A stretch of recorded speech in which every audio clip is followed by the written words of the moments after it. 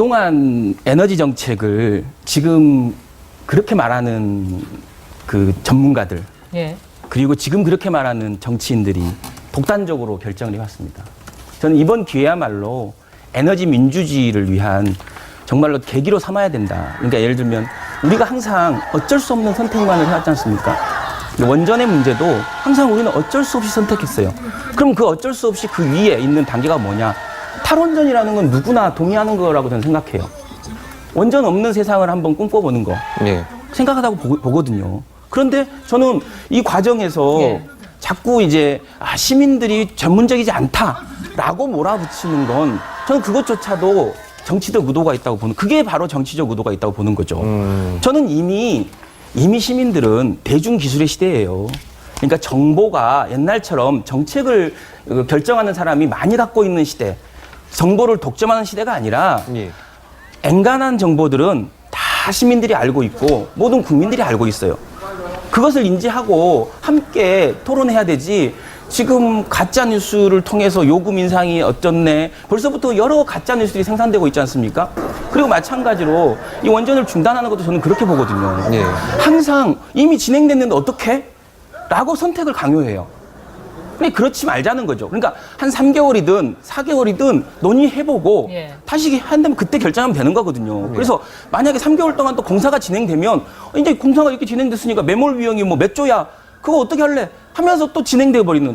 그러니까 모든 것이 어쩔 수 없이 그렇게 해야 될 수밖에 없어라고 강요받는 선택이 아니라 최선의 정치를 해보겠다라는 시도로 좀 봐줬으면 좋겠다. 그리고 이번 기회에 정말로 에너지 소비자인, 작년에 누진세 때문에 얼마나 소비자들이 정말로 고통받았습니까?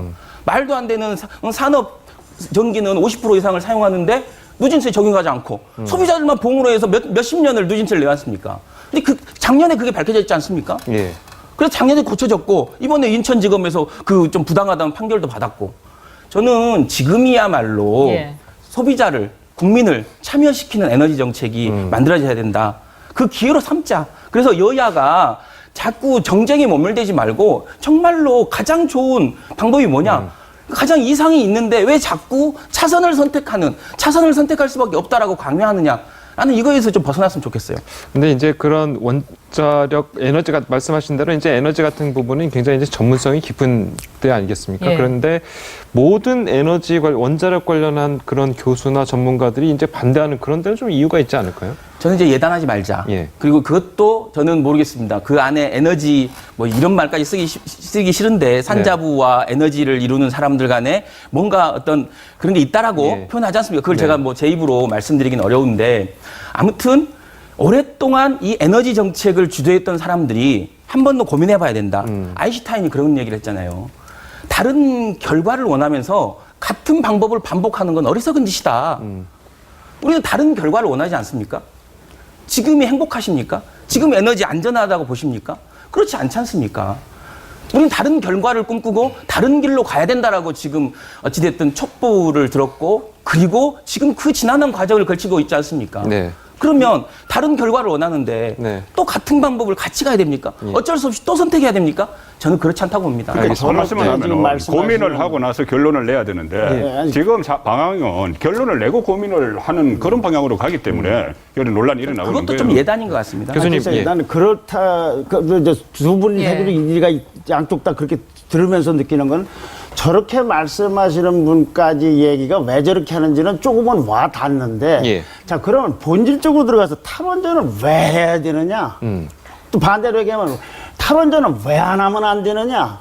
이걸 한 1000가지고 100가지고 쭉 놓고서 좀 이렇게 대비를 시켜서 해야지. 예. 그야말로 원전 없는 사회를 꿈꾸는 거 아닙니까? 라는 식의 질문과는 그건 과학적이지 않지 않습니까? 그렇죠. 그리고 제가 판단을 못 하겠어요. 그러니까 그걸 좀 하는 분들, 정부도 그렇고 반대하는 쪽도 그렇고 그렇게 해야 되는 것이 아닌가. 그런데 거기서 또 하는 거는, 이쪽에서 볼 때는 저걸 가짜뉴스라고 하고 저쪽에서 볼 때는 이걸 가짜뉴스라고 하면 그건 하나만 하는 소리니까. 그러니까요. 좀 애국적인 생각을 가지고 아주 과학적으로 좀 쉽게 좀 설명을 해주는 거, 종편도 편견 갖지 말고 그런 걸 좀 집중적으로 규명했으면 좋겠습니다. 예, 알겠습니다. 제가 제 이유를 설명해 드릴게요. 저는 원전이 폐기물을 생산합니다. 그 폐기물이 100년 이상을 갑니다. 지금 시대에 우리 자식들한테, 우리 다음 세대한테 100년 이상의 있는 쓰레기를 남겨주는 거예요. 위험을 넘겨주는 거예요. 근데 불안을 넘겨주는 이제 거예요. 그런 부분은 솔직히 에너지 관련해서 정말 전문가적인 분들이 이제 그런 부분까지 다 이제 논의를 하게 되니까 좀 이렇게 갑자기 이제 그 쓰레기 핵 폐기물 같은 그런 문제 같은 경우에는 조금 약간 논란의 소지가 좀 있거든요. 아니죠. 저희 부안 원전 폐기물 할 때 얼마나 다퉜고, 그랬죠. 그 세상에 했을 경주에 때 엄청 폐기물 할 얼마나 다퉜습니까? 그게 100년이 지나도 없어지지 않는 거라니까요. 예, 그건 알겠습니다. 누구나 알고 있는 상식입니다. 네.